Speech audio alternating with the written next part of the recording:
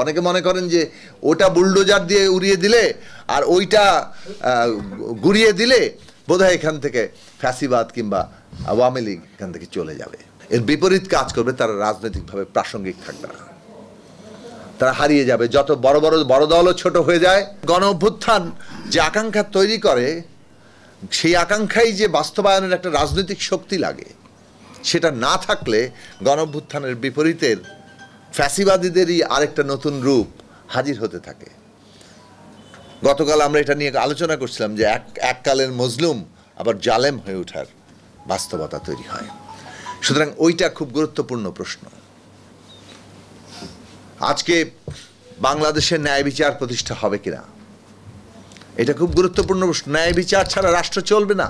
বাংলাদেশ ৭২ সালে যে রাষ্ট্র পত্তন হয়েছে, তার সংবিধান, তার ক্ষমতা কাঠামো, তার বিচার ব্যবস্থা, আর্থসামাজিক ব্যবস্থা খালি বাদই দিলাম, শুধু এই প্রাতিষ্ঠানিক জায়গাতেও ন্যায় বিচারের জায়গা তৈরি হয়নি। যদি ন্যায় বিচার প্রতিষ্ঠা হতো তাহলে রাষ্ট্র এই রকম ভয়ঙ্কর অবস্থায় কখনো যেতে পারে না। আজকে ন্যায় বিচারের প্রশ্ন উঠেছে এবং এইটা আমাদের মনে রাখতে হবে। আমরা আগে ন্যায় বিচার হয়নি বলে অভ্যুত্থান হয়েছে। এখনো যদি আমরা ন্যায় বিচার প্রতিষ্ঠা করতে না পারি, তাহলে আজকে যারা মনে করছেন আমরা আমাদের কেবলমাত্র ফ্যাসিস্টদের গালাগালি করলে আর তাদের স্থাপনা উৎখাত করে দিলেই আমরা সমাজে ফ্যাসিবাদ তাড়িয়ে ফেলতে পারবো। অনেকে মনে করেন যে ওটা বুলডোজার দিয়ে উড়িয়ে দিলে আর ওইটা গুড়িয়ে দিলে বোধহয় এখান থেকে ফ্যাসিবাদ কিংবা আওয়ামী লীগ এখান থেকে চলে যাবে। স্কিন শুষ্ক রুক্ষ হয়ে যাবে বলে কি বাইরে যাবে না? জাস্ট 1 2 3 4 করো, স্কিনটাকে রিভাইভ করো। রাজনৈতিকভাবে নতুন রাজনৈতিক ব্যবস্থা প্রতিষ্ঠা করতে না পারলে, ন্যায় বিচার প্রতিষ্ঠা করতে না পারলে ফ্যাসিস্টদের বিতাড়ন করা সম্ভব হবে না। নিজেরাই যদি আবার জালেম হয়ে ওঠেন, তখন পুরনো জালেমরা আবার মানুষের নানাভাবে তারা সমবেদনা পাবে এবং তাদের ন্যায্যতা তৈরি হবে, এবং সেইটারই লক্ষণ আমরা দেখছি।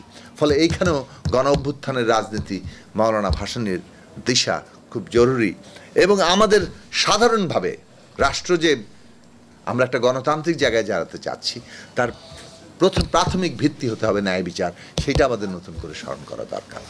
এবং ঠিক ওই কারণেই আমরা এমন একটা রাজনৈতিক ব্যবস্থার দিকে প্রধানত মনোযোগ দিতে হয়েছে আমাদের, যে এই রাজনৈতিক ব্যবস্থাটাকে সম্পূর্ণভাবে একটা ফ্যাসিস্ট ব্যবস্থায় পরিণত করা হয়েছিল সাংবিধানিকভাবে এবং সমস্ত দিক থেকে।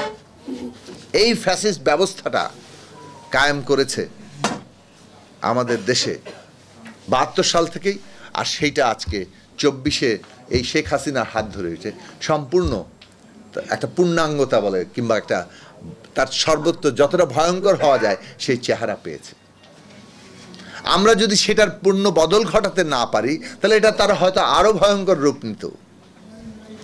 এখন বাংলাদেশের সামনে এইটা করণীয় যে রাজনৈতিক ব্যবস্থার দিক থেকে এই যে আমরা জুলাই জাতীয় সনদ আমরা তৈরি করেছি, যে মৌলিক সংস্কারগুলোর কথা আমরা আলোচনা করেছি, এটাকে এমনভাবে বাস্তবায়ন করা এবং তার উপযোগী রাজনৈতিক শক্তি গড়ে তোলা, যাতে এটাকে আর কেউ পেছন দিকে ফেরাতে না পারে।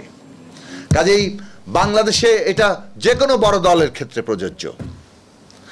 ভবিষ্যৎ বাংলাদেশে এই রাজনৈতিক পরিবর্তনগুলোকে যারা ধারণ করবে না, এর বিপরীত কাজ করবে, তারা রাজনৈতিকভাবে প্রাসঙ্গিক থাকবে না, তারা হারিয়ে যাবে। যত বড় দলও ছোট হয়ে যায়, ছোট দলও বড় হয়, এটাই ইতিহাসের শিক্ষা। কাজেই আমাদের এটা সকলের খেয়াল রাখা দরকার।